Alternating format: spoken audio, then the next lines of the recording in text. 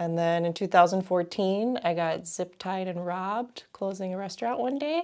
And I think experiencing that, you never want to feel so helpless in a situation like that. That whole experience offered perspective on how you could be caught off guard and how a situation like that could happen.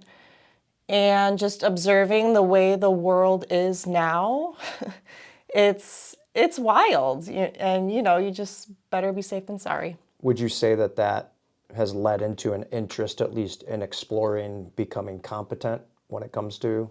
1,000%. I think shooting always, I always talk about this, like, let's go to Vegas and go shoot. Like, I think shooting is a sport, and I do like the athleticism of it. I think that interests me a lot.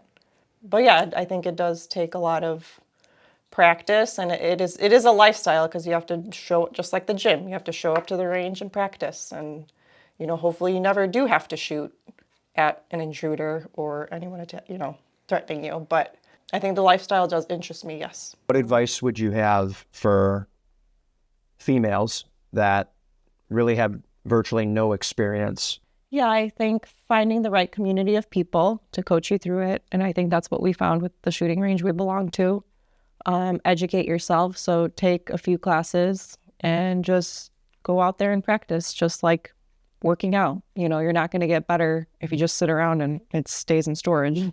Some people will look at you cross-eyed, like, have you lost your mind? And, I understand that perspective, because that's what I came from. So I respect that. This is a personal choice. Obviously, everybody's life experiences are so different. The world is so different now.